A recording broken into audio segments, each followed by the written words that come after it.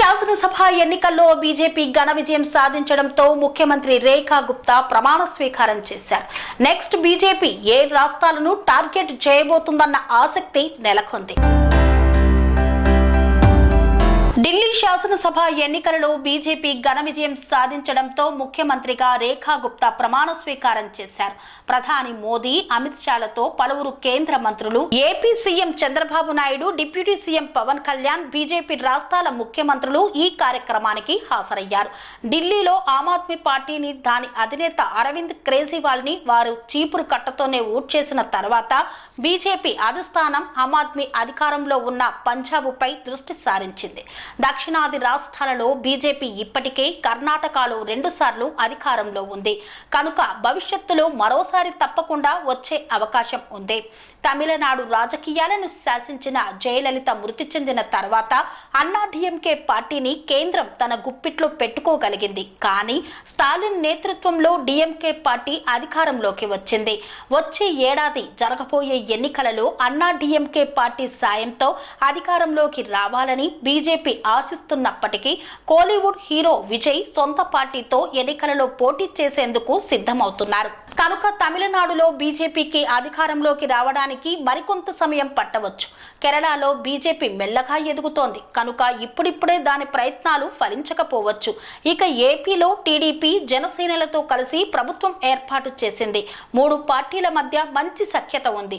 పైగా ఏపీలో బీజేపీకి పెద్దగా ప్రజా ఆదరణ లేదు కనుక కూటమి ప్రభుత్వానికి కేంద్ర ప్రభుత్వంతో ఎటువంటి ఇబ్బంది ఉండకపోవచ్చు. తెలంగాణలో బీజేపీ చాలా బలంగా ఉంది.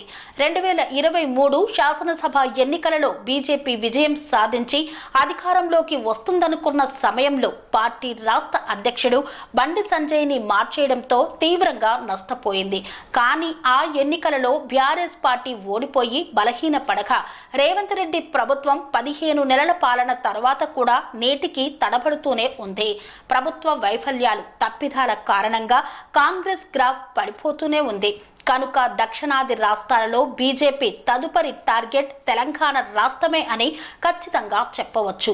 అయితే 2028 ఎన్నికల వరకు ఓపికగా వేచి చూస్తుందా, లేక కేసీఆర్తో చేతులు కలిపి రేవంత్ రెడ్డి ప్రభుత్వాన్ని కూల్చేసి అధికారం చేజిక్కించుకుంటుందా అనేది రాబోయే రోజుల్లో తెలుస్తుంది.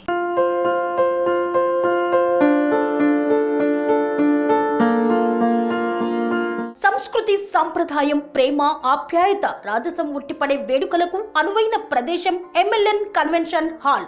కని విని ఎరుగని రీతిలో జరిగే మీ ఇంటి కళ్యాణ వైభోగానికి అందమైన కళ్యాణ వేదిక ఎంఎల్ఎన్ కన్వెన్షన్ హాల్.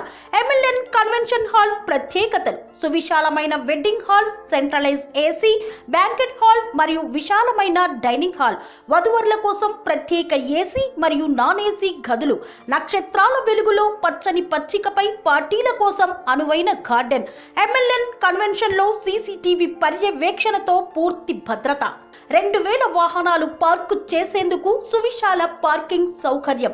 మీ ఇంట జరిగే అన్ని శుభకార్యాలకు, పెళ్లి, reception, engagement, birthdays, get together, corporate events, ఏ ఇతర శుభకార్యాలకైనా అందమైన వేదిక ఎంఎల్ఎన్ కన్వెన్షన్ హాల్. బుకింగ్ కోసం సంప్రదించండి 7550438888 మరియు 7550428888. మా అడ్రస్ చీర్యాల లక్ష్మీ నరసింహస్వామి దేవాలయం ప్రక్కన, near outer ring road, Keesara junction, Cheeryal గ్రామం, మేడ్చల్ జిల్లా.